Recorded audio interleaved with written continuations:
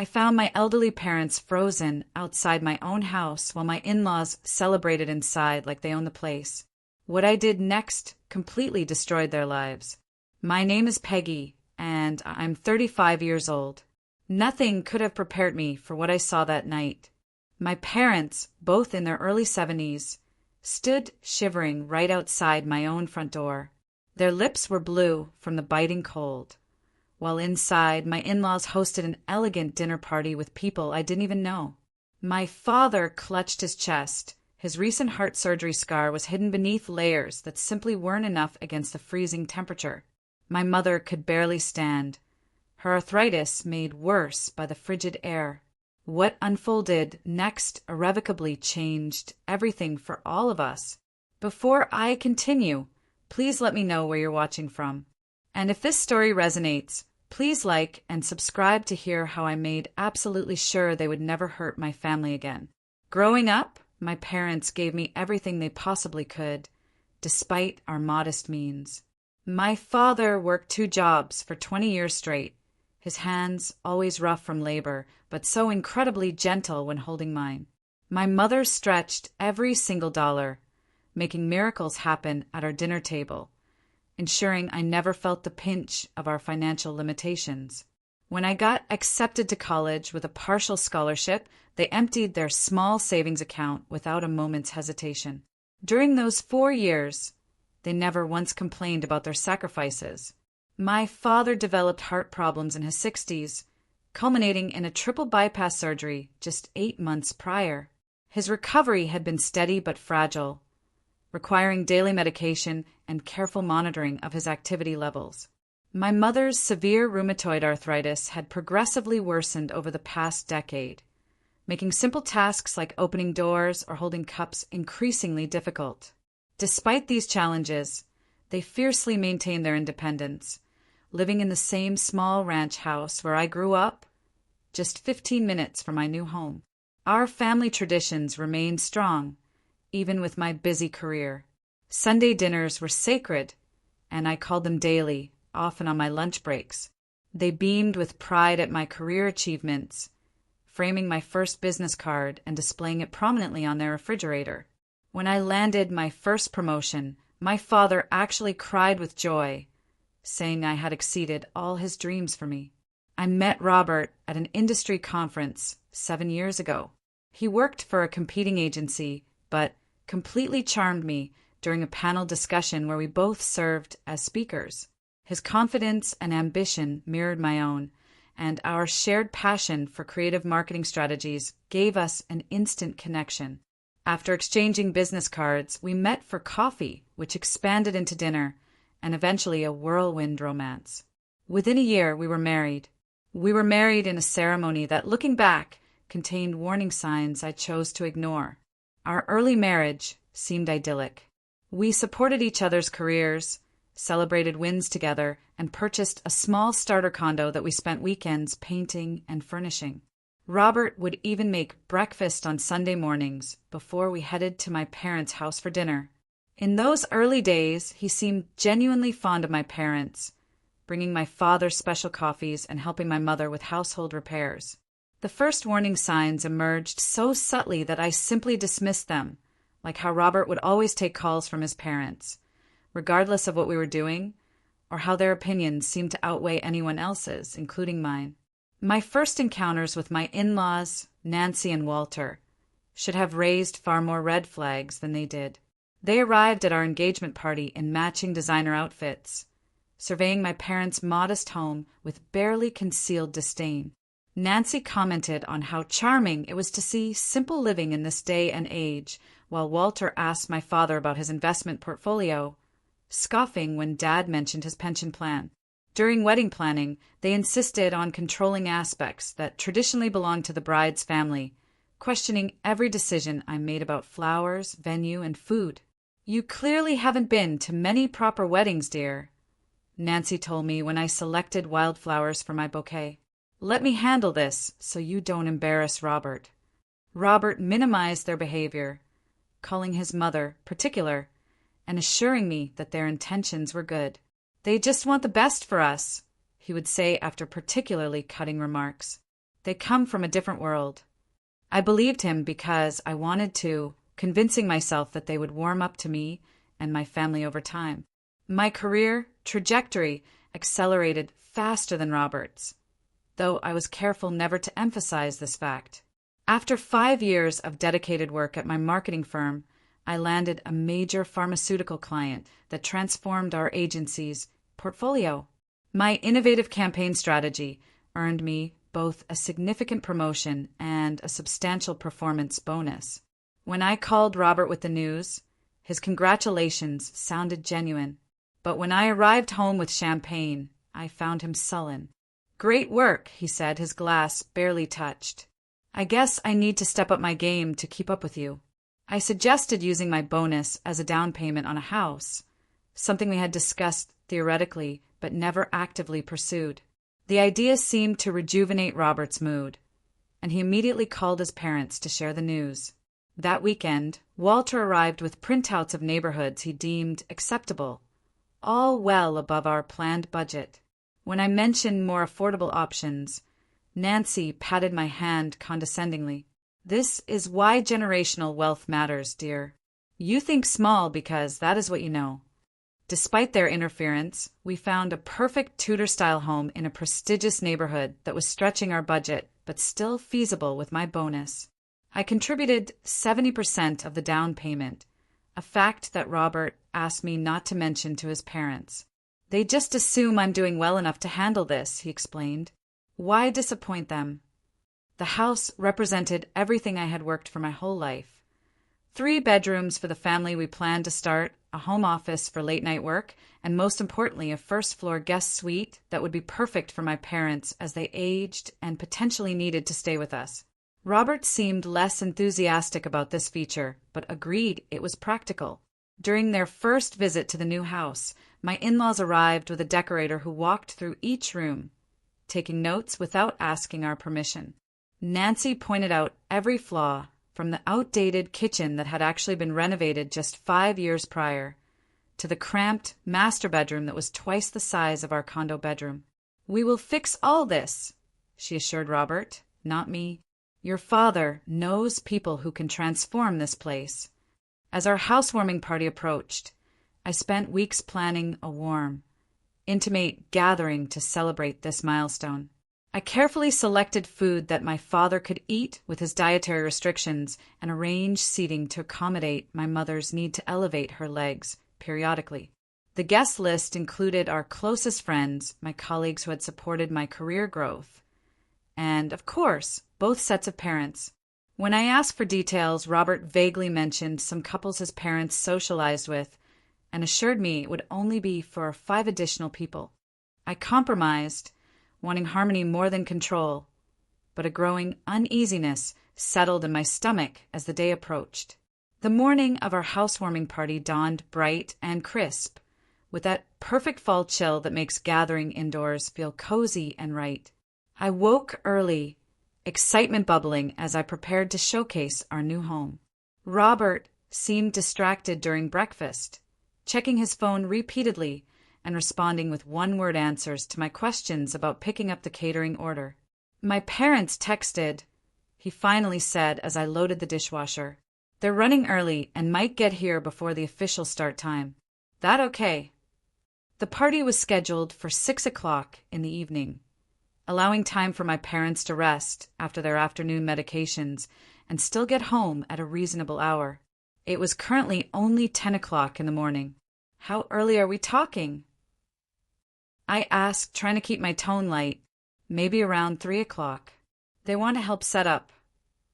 I bit back my initial response, reminding myself that help could be welcome with so much to do. I had planned to pick up my parents at 5:30, giving us time to get them comfortably settled before other guests arrived. "That should be fine," I replied, mentally adjusting my timeline. "Just remind them that my parents will need the accessibility accommodations we discussed." Robert nodded absently, already typing a response to another incoming message. At precisely 12:45, while I was arranging a vegetable platter, the doorbell rang. I opened the front door to find Nancy and Walter standing there, impeccably dressed in clothing far too formal for casual housewarming. Behind them stood 6 couples, all appearing equally overdressed, holding wrapped gifts and bottles of wine. "Surprise!" Nancy exclaimed, stepping past me without waiting for an invitation. "We thought we'd make a day of it." Everyone was so excited to see Robert's new home. I stood frozen as this parade of strangers filed into my house, Nancy making introductions. I immediately forgot as I searched the group for Robert. He emerged from our bedroom, looking suspiciously well-dressed himself, greeting his parents with an enthusiasm that suggested this early arrival was no surprise to him. "Darling," I whispered when I could finally pull him aside. "What is happening?" "Just a slight change of plans," he replied, straightening his tie. "Mother thought it would be nice to have a proper luncheon before the evening gathering. These are important people in my parents' circle." Before I could respond, Nancy was beside us, critiquing the simple decorations I had placed around the living room. "These are charming in their way," she said, removing a handmade centerpiece my mother and I had created. "But I brought some more suitable arrangements." She snapped her fingers, and Walter carried in elaborate floral displays that must have cost hundreds of dollars each. Over the next hour, I watched in stunned silence as my carefully planned party transformed. Nancy rearranged furniture, relegating family photos to drawers and replacing them with artistic arrangements I had never seen before. Walter's friends brought in cases of expensive wine, making dismissive comments about the selections I had purchased. "Robert mentioned you were still developing your palate," one man commented as he placed my wine bottles out of sight below the bar cart. The true shock came when a catering van pulled into our driveway, and 3 uniformed servers began unloading equipment I had never ordered. "We took the liberty," Walter explained when he caught my confused expression. "Your grocery store platters were thoughtful, but not quite appropriate for the guests we invited." Throughout this takeover, Robert avoided me, busying himself helping his father set up an impromptu bar in our dining room or escorting newly arriving guests on tours of our home. With each passing minute, I felt increasingly like a stranger in my own house. The final straw came when I overheard Nancy referring to the home as Robert's new place to a woman dripping in diamonds. "We always knew he would end up in this neighborhood," she said. "Of course, there will need to be significant upgrades if they start a family. The kitchen is workable, but hardly up to standard." Walter joined them, adding, "We are discussing converting the guest suite into a proper library. Much better use of the space." The guest suite I had specifically chosen for my parents. I finally cornered Robert in our bedroom, where he was inexplicably changing into an even more formal shirt. "What is happening?" I demanded. "Who are these people? Why is your mother removing our things and talking about renovation plans we never discussed?" "Peggy, you are overreacting," he said, his voice low but irritated. "These are influential people who can help both our careers. Mother is just excited and maybe overstepping a bit, but it's coming from a good place." "Overstepping, Robert? There are caterers in our kitchen that I did not hire. Your mother is talking about removing the guest suite we planned for my parents. And speaking of my parents, I need to leave soon to pick them up." A flash of something like panic crossed Robert's face. "About that? Mother thought it might be better if your parents came another time. This gathering has become more formal than we planned." I stared at him, ice forming in my chest. "My parents are coming. This is our housewarming, not your mother's social climbing event. I am leaving to pick them up in 20 minutes, and I expect you to make sure they are welcomed properly." Nancy appeared in the doorway as if summoned by our disagreement. "Everything all right in here, Robert? Senator Wilson is asking about your work on the Thompson campaign."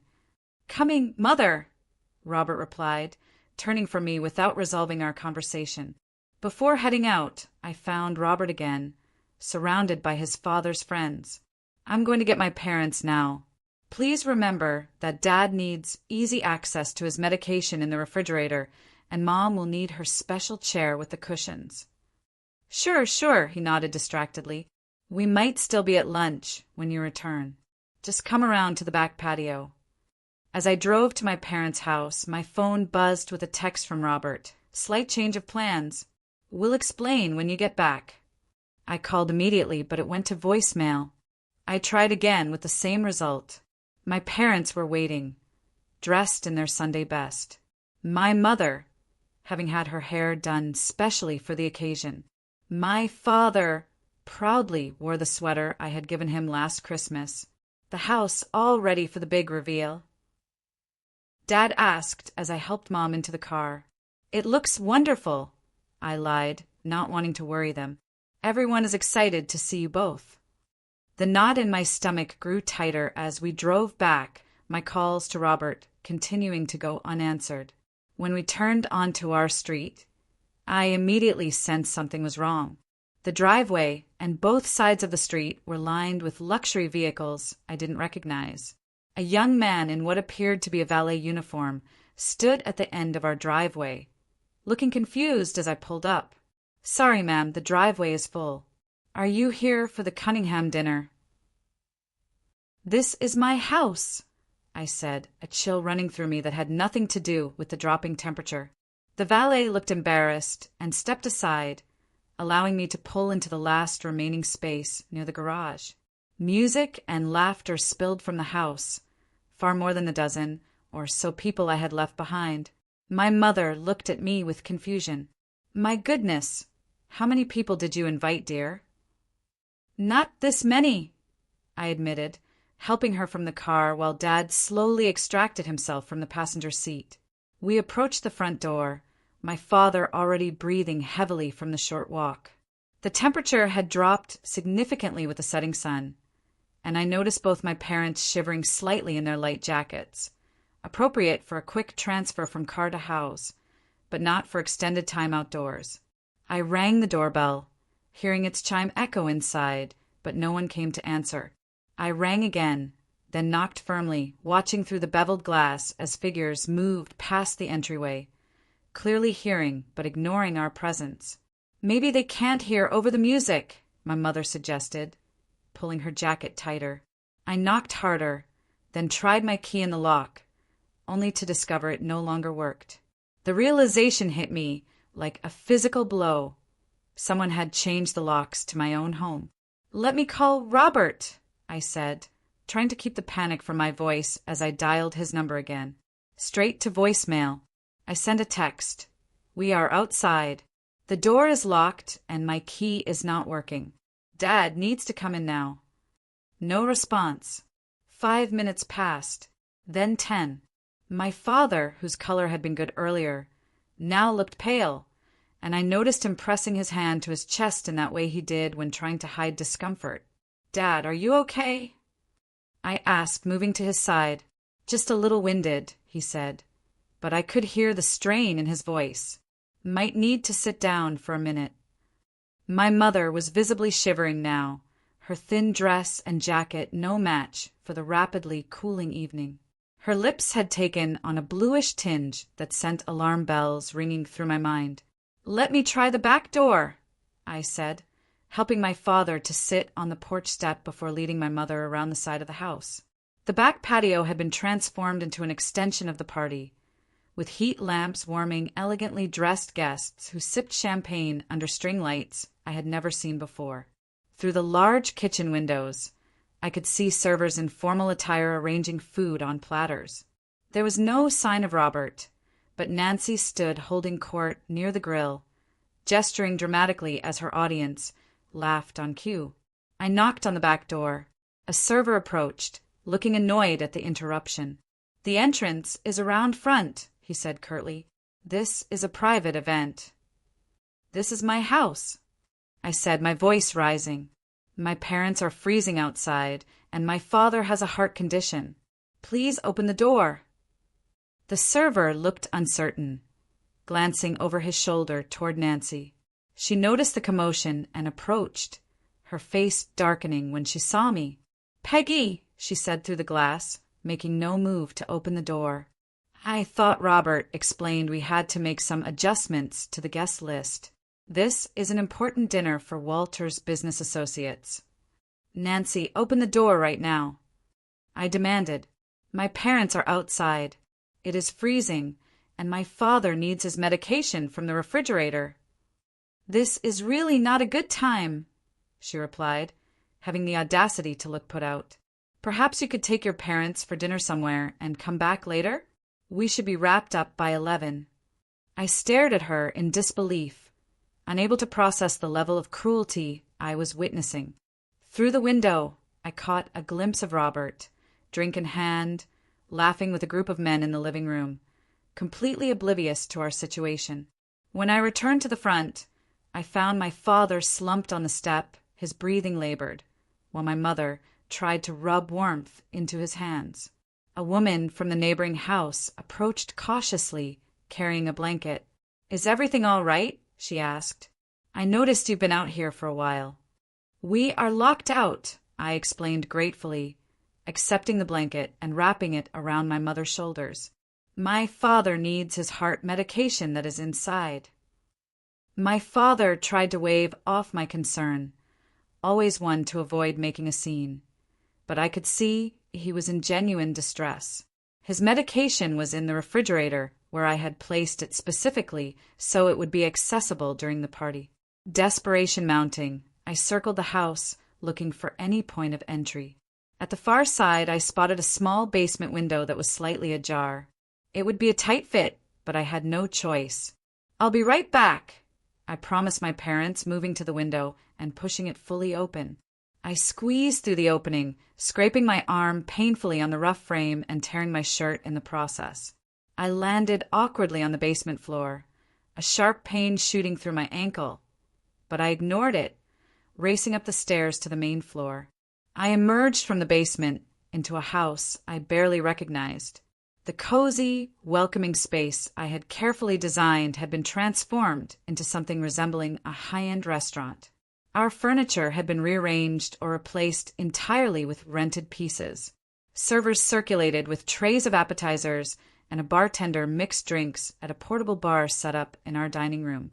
Without stopping to process this surreal scene, I rushed to the front door, unlocking it and throwing it open to bring my parents inside. My father's face was now alarmingly gray, and my mother couldn't stop shivering. I helped them both to the sofa, which had been pushed against the wall to make room for cocktail tables. "I'll get your medicine, Dad," I said, hurrying to the kitchen, where I found my refrigerator filled with unfamiliar food and serving platters. I located my father's medication, tucked behind a tray of canapés, and rushed back to him, helping him take it with trembling hands. As I tended to my parents, I became aware of the party falling silent around us. Guests stared at our small, huddled group with expressions ranging from curiosity to discomfort. Nancy approached, her face tight with barely controlled anger. "What is the meaning of this intrusion?"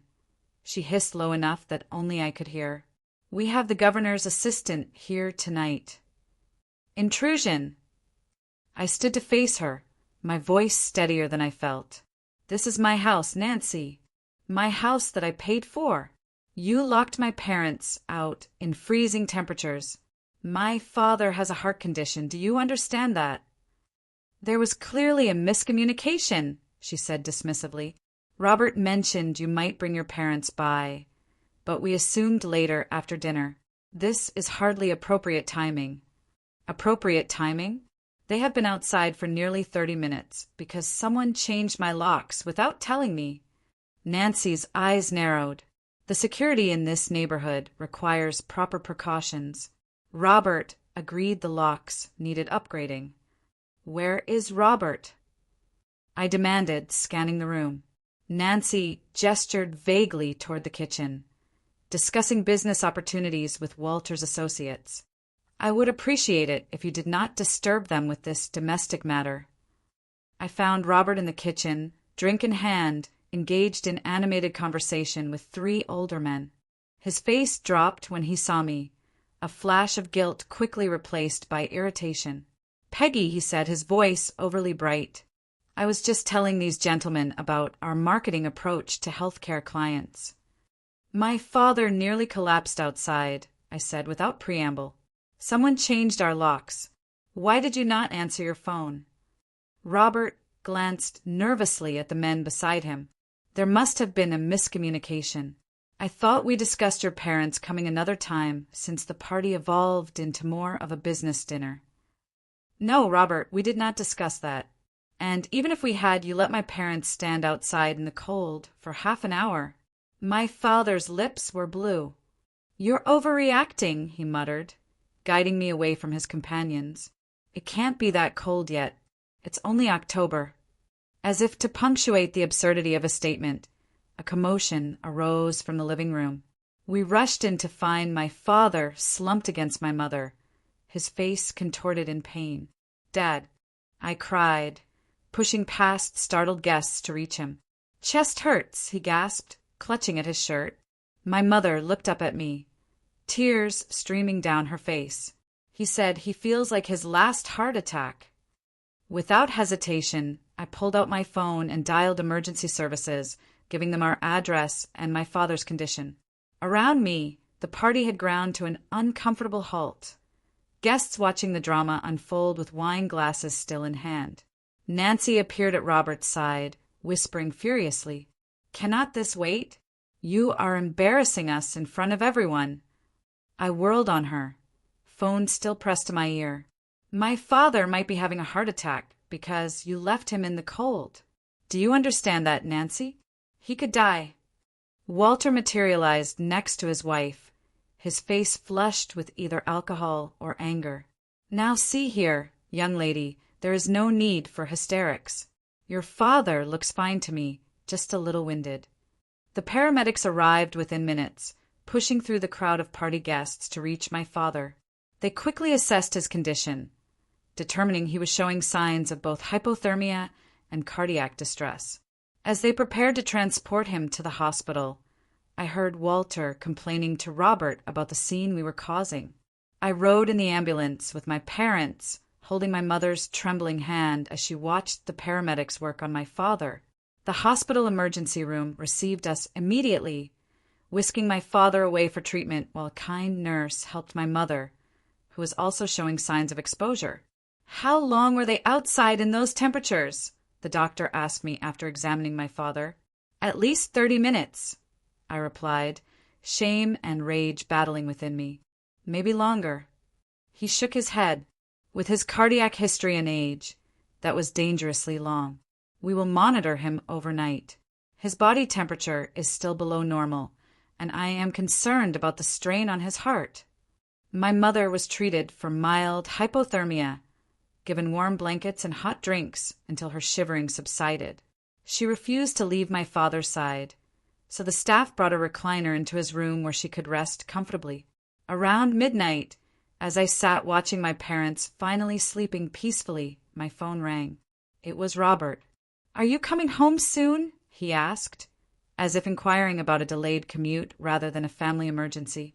"My father is being kept overnight for observation," I replied, keeping my voice low. "I am staying with them." "The party is winding down," he said. "Your dramatic exit was quite the topic of conversation." "Dramatic exit?" I repeated, unable to believe what I was hearing. "Robert, my father could have had another heart attack. Do you understand that?" "Mother says he was clearly just cold and tired. You know how your parents exaggerate their health issues for attention." Something inside me snapped at that moment, a final thread of loyalty or love or whatever had been holding our marriage together. "Robert," I said, my voice calm despite the storm raging inside me, "do not be there when I get home tomorrow. I mean it." "You're being irrational," he replied. "Mother and father went to a lot of trouble to arrange this dinner for my benefit, for our benefit. The least you could do is be grateful for their involvement." "Grateful? They locked my parents out of my house and nearly killed my father. Your mother rearranged our home without permission. Your father brought in strangers who treated me like staff, and you stood by and allowed all of it." "It was a misunderstanding," he insisted. If your parents had called ahead to confirm the timing. I hung up, unable to stomach another word of his delusional justifications. Looking at my parents, vulnerable in their hospital beds, I made a decision that would change all our lives. This would never, ever happen again. When I returned to our house the following afternoon, having secured my father's stable condition and comfortable discharge plan for the next day, I found my in-laws still there. The party debris had been mostly cleared away, presumably by the caterers, but evidence of the evening remained in the form of wine stains on our new carpet and cigarette burns on the wooden coffee table we had carefully selected. Robert sat at the kitchen island, looking haggard but defiant. Nancy and Walter occupied our living room sofa, both wearing expressions of injured dignity, as if they were the wronged parties in this scenario. Finally decided to come home, I see, Nancy greeted me, her tone suggesting I had been off on a frivolous adventure rather than a hospital vigil. I ignored her, addressing Robert directly. How is my father doing? Did you bother to call and check? Robert had the grace to look slightly ashamed. I figured you would let me know if there was any change. Nancy stood, smoothing her immaculate slacks. Well, now that this little drama has settled, we should discuss the dinner party. Despite your unfortunate exit, it was quite successful. Senator Wilson's aide mentioned possibly connecting Robert with their media team. I stared at her, wondering if I had entered some parallel universe where human decency did not exist. My father is in the hospital because of you, and you want to talk about networking opportunities. Now, Peggy, Walter interjected. Let us maintain perspective. Your father has health problems. That is hardly our fault. If anything, you should have considered his condition before bringing him to an evening event. An evening event at my own house that I specifically planned with his needs in mind before you hijacked it completely. We did not hijack anything, Nancy said with an imperious wave of her hand.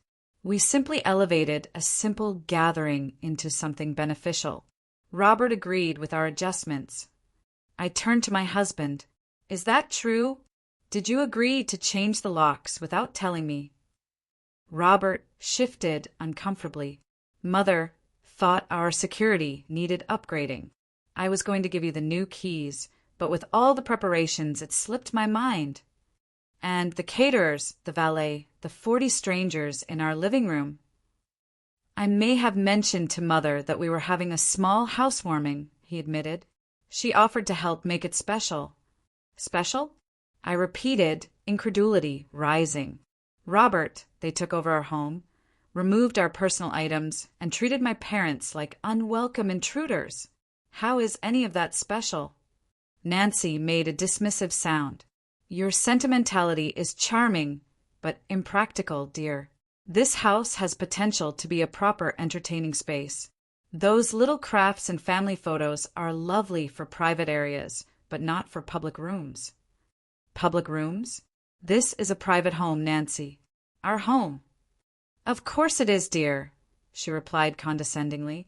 But Robert has always understood the importance of maintaining certain standards. His father and I have a wide social circle that can be tremendously advantageous to both of you. Did you know they were planning this? I asked Robert directly. He would not meet my eyes. Mother mentioned possibly hosting their annual dinner here, since we have more space now. I didn't realize it would be last night. When did you know? When did you realize what they were planning? Robert hesitated. When they arrived early with the first guests, but by then everything was already in motion, and you didn't think to call me to warn me that our housewarming had turned into your parents' networking event. I knew you would be upset, he said, as if that explained everything. The magnitude of his betrayal washed over me in waves. Not just the party, but the fundamental misalignment of our values and priorities. Who was this man who could leave his in-laws shivering in the cold while he schmoozed with strangers who valued his parents' social climbing over basic human decency? I'm going to pack a bag, I said quietly. I cannot stay here tonight. Don't be dramatic, Peggy, Nancy interjected. Every marriage has adjustments. Robert is simply balancing family obligations. Family obligations. I turned to her, no longer bothering to hide my contempt. Is that what you call endangering my father's life, humiliating my mother, taking over our home without permission? We did you a favor, Walter said, his voice hard. This house was clearly beyond your experience level. Robert mentioned how you insisted on handling the decorating yourself despite our offers to bring in professionals. As I headed upstairs to pack, I heard Nancy Stage whisper to Robert, "Perhaps this house was too ambitious for someone of her background. There is no shame in admitting one is out of their depth." I packed quickly, taking only essentials, aware of Robert watching from the doorway but making no move to stop me. As I zipped my suitcase, he finally spoke. "Where will you go?" "To check on my parents, then to Vanessa's," I replied, naming my closest friend. "Do not call me unless it is an actual emergency." Nancy appeared behind Robert, her expression one of practiced concern. "Running away never solved anything, dear. In my experience, young wives often get overwhelmed by the responsibilities of maintaining a proper home." I walked past them both without responding, my mind already shifting from emotional hurt to strategic planning. This was no longer about a ruined party or even a betrayal of trust. My parents had been put in actual physical danger, and the casual cruelty with which my in-laws dismissed this fact revealed a toxicity I could no longer ignore. At Vanessa's apartment that evening, I broke down completely, releasing tears I had held back for my parents' sake. Between sobs, I explained the surreal sequence of events, watching her expression shift from confusion to horror. "They changed your locks," she repeated, incredulous, "without telling you, and left your parents outside." "They act like I'm overreacting," I said, accepting the tissue she offered, like it was a simple miscommunication rather than deliberate exclusion. Vanessa, an attorney specializing in family law, shifted into professional mode. "This is not just wrong, Peggy, it is potentially illegal. You paid for 70% of that house. They cannot lock you out or make modifications without your consent." The next day brought another layer of betrayal. Checking our joint accounts online, I discovered Robert had withdrawn a significant sum 3 days before the party, nearly $40,000, without discussion or notification. A call to our bank confirmed the withdrawal had been made in person, with Robert citing home improvements as the purpose. The same day, I found an email in our shared cloud account for catering services costing $22,000, charged to our joint credit card and addressed to Walter, not Robert or me. My colleague Olivia, who had become a close friend during my years at the marketing firm, connected me with her brother's financial advisory firm. "You need to protect yourself," she insisted. "If they will do this, who knows what else they might try." The financial advisor confirmed my fears. Robert's withdrawal had cleared out most of our liquid savings. "The good news," he noted, "is that your name is primary on the mortgage, since you provided the majority of the down payment. That gives you certain rights regardless of what happens next." Over the next few days, as my father recovered, and I divided my time between the hospital and Vanessa's guest room, I discovered more evidence of my in-laws' plans. Robert's sister, with whom I had always maintained a cordial, if distant, relationship, called unexpectedly. "I heard about what happened," she said, sounding genuinely concerned. "I'm so sorry. They did the same thing to my husband and me 3 years ago." She explained that Nancy and Walter had a pattern of inserting themselves into their children's homes and relationships, typically after major purchases or life events. In her case, they had moved in temporarily after the birth of her first child and stayed for 8 months, gradually taking over every aspect of their household. "They convinced James that I was too overwhelmed to make decisions," she said, referring to her husband. "By the time they left, James and I were barely speaking, and I had no say in my own home." That conversation crystallized something I had sensed but not fully articulated. This was not a one-time boundary violation, but the beginning of a systematic takeover. The guest suite renovations Nancy had mentioned were not idle talk, but an actual plan likely to create space for extended stays or even partial residency in our home. With this realization, my hurt began transitioning to something more productive: righteous anger and determination. This was no longer just about saving my marriage, which honestly might be beyond repair. This was about protecting my parents, my assets, and my future from people who had demonstrated they had no respect for my boundaries or well-being. After a week of strategic planning with Vanessa and consultations with both financial and legal advisors, I was ready to reclaim what was mine. I chose a Tuesday morning when I knew Robert would be at work, arranging for a locksmith to meet me at the house with a police escort, something Vanessa had suggested given the existing lock-changing situation. "I am the primary owner," I explained to the sympathetic officer who accompanied me. "My in-laws changed the locks without my knowledge or consent while I was not home." The locksmith made quick work of changing every lock and security code in the house. Inside, I discovered evidence that confirmed my suspicions. The guest room closet contained garment bags with Nancy's clothing, and the bathroom counter displayed her expensive skincare products, neatly arranged as if she planned an extended stay. More disturbing was what I found in Robert's home office.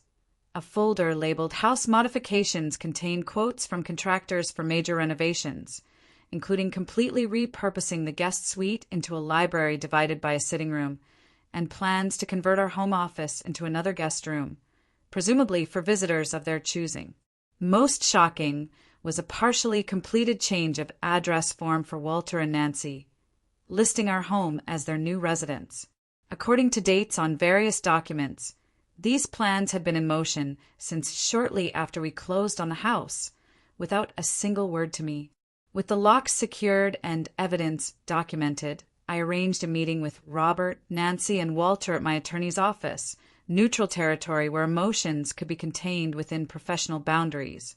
"This is completely unnecessary," Walter blustered as they arrived, clearly uncomfortable in this setting. "Family matters should be handled privately." "I agree," my attorney replied smoothly. "Unfortunately, when locks are changed without consent and significant sums are withdrawn without discussion, we move beyond family disagreement into potential legal territory." I had prepared a clear, factual presentation of what had occurred, from the takeover of our housewarming to the hospital bills for my father's care. As I spoke, Robert's expression shifted from defensive to uncertain, while his parents remained stone-faced. "The $40,000 Robert withdrew has been partially accounted for through payments to caterers and event staff," I concluded. "The remaining funds must be returned to our joint account within 48 hours, or we will proceed with formal legal action." "This is absurd," Nancy interrupted. "Robert was simply securing funds for necessary improvements to the property, improvements that would increase its value substantially. Improvements never discussed with or approved by the primary mortgage holder," my attorney pointed out. "And as for the events of that evening, we have medical documentation of the harm caused to Peggy's father, which could potentially constitute a case for elder endangerment." That phrase landed like a bomb in the room.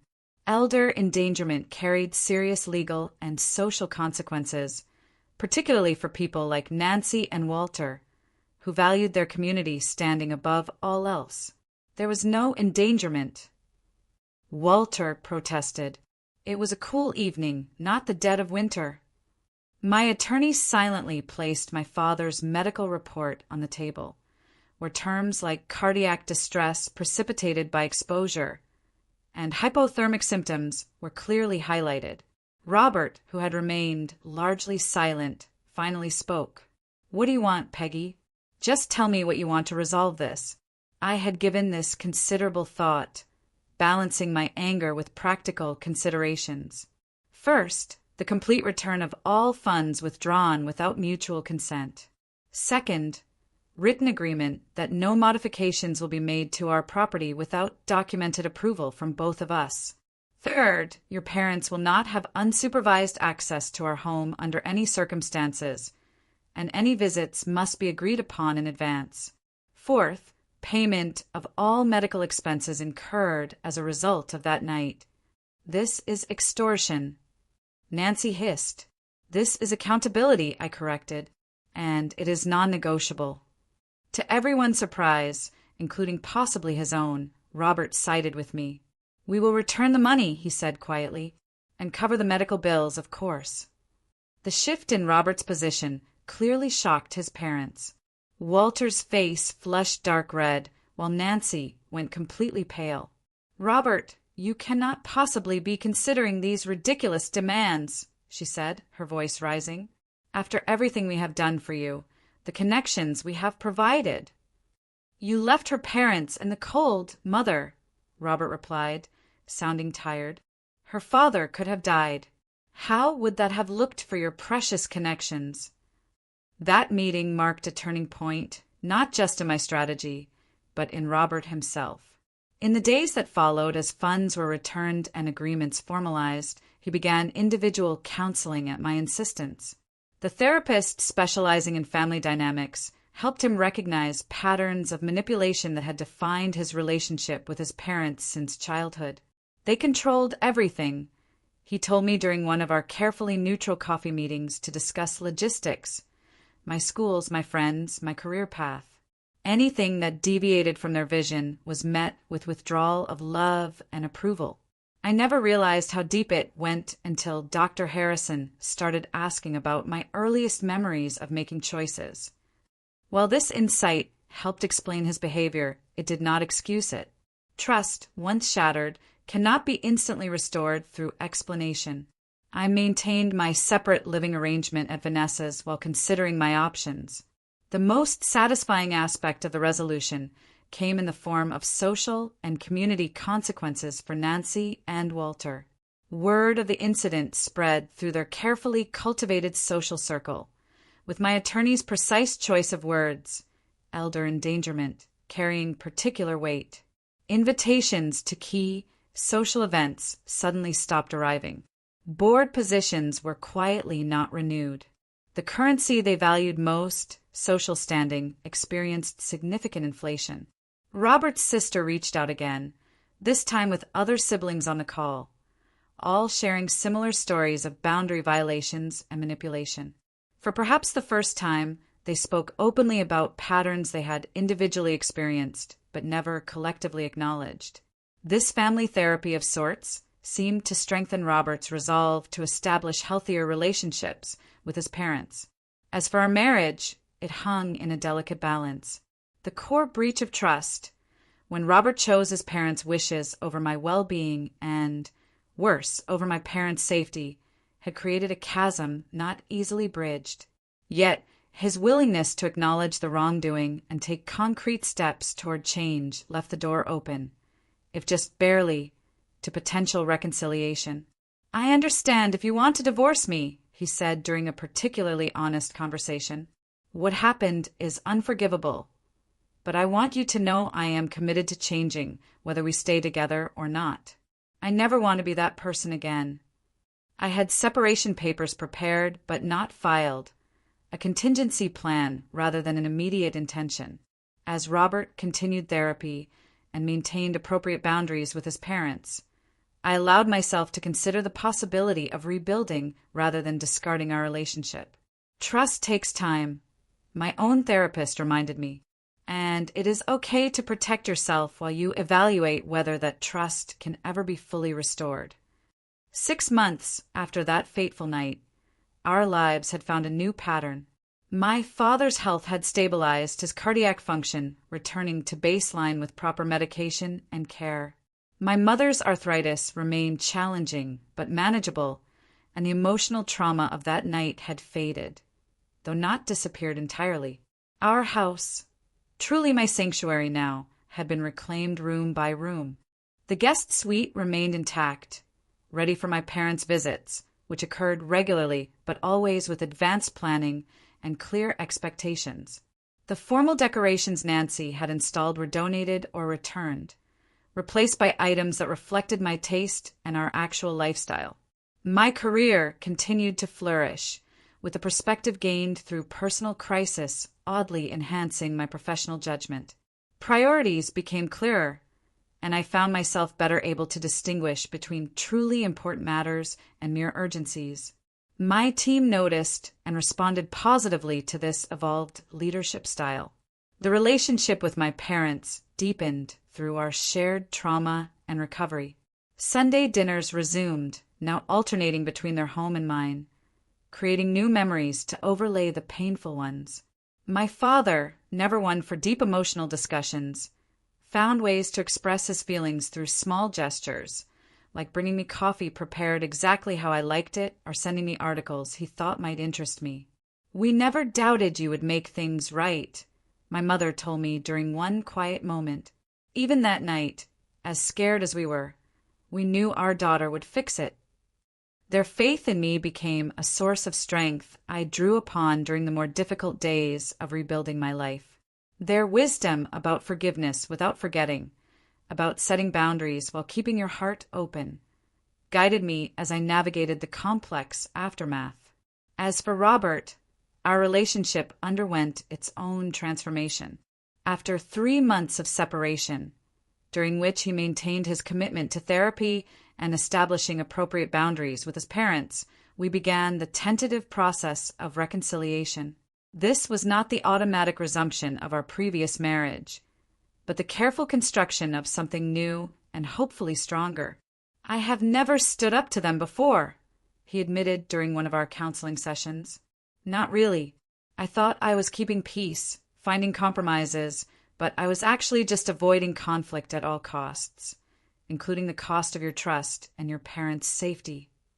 The journey was neither smooth nor guaranteed. We established a detailed relationship agreement with clear expectations and boundaries, particularly regarding his parents. Nancy and Walter were permitted limited, supervised contact, only with immediate consequences for any boundary violations. The first such visit was awkward and tense, but necessary to establish that the old dynamics would not be tolerated. "Your home is lovely, dear," Nancy said with obvious effort, the compliment foreign on her lips. "Thank you," I replied simply, neither seeking nor expecting more. They had been required, as part of our agreement, to provide financial restitution for all medical expenses related to that night. This tangible acknowledgement of harm done was non-negotiable from my perspective, regardless of any emotional reconciliation that might or might not occur. The experience transformed me in ways I never anticipated. I discovered reserves of strength I had not known I possessed, and learned that standing firm was not the same as being rigid. Setting boundaries was not an act of vengeance, but of self-preservation and protection for those I loved most. At work, I found myself in a natural mentorship role, particularly for younger women navigating complex professional relationships. Without sharing all the personal details, I was able to offer guidance on recognizing manipulation, setting appropriate boundaries, and advocating effectively for oneself. "You seem different," my colleague Jordan observed after a particularly challenging client meeting where I had maintained my position despite significant pressure. "More certain, somehow." "I learned that protecting what matters is not selfish," I replied. "It is necessary." Creating a new normal took time and intentional effort. Our home gradually became a true reflection of our values rather than a showcase or battleground. Supportive friendships like those with Vanessa and Olivia deepened through the crisis, while more superficial relationships naturally fell away. I found a healthier balance between career ambition and personal well-being, no longer measuring success solely through professional achievements. The perspective gained through nearly losing my father made crystal clear what truly mattered in life. The most profound lesson was understanding that family is defined by respect and care, not merely by blood or legal ties. The people who truly deserve a place in your life are those who honor your boundaries and value your well-being. Sometimes those people are relatives, and sometimes they are friends who become family by choice. Standing up for yourself and your loved ones is not an act of revenge, but of necessary self-preservation. The boundaries we create protect love rather than diminish it, creating safe spaces where genuine relationships can flourish without manipulation or fear. When crisis strikes, it reveals the true character and priorities of everyone involved. This painful clarity, while initially devastating, ultimately provides the information needed to build a life aligned with authentic values rather than external expectations. Looking forward, I focus on creating a future built on genuine respect and mutual care. The journey has been difficult, but necessary, and I carry forward not bitterness, but wisdom, not anger, but discernment about who deserves a place in my inner circle. Have you ever had to stand up to family members who crossed your boundaries? What did you learn from the experience? I would love to hear your stories in the comments below. If this resonated with you, please like and subscribe to my channel for more real-life experiences and lessons learned. And remember, sharing these stories helps others recognize and address similar situations in their own lives. Thank you for being here with me through this journey. Stay strong, set healthy boundaries, and protect what truly matters.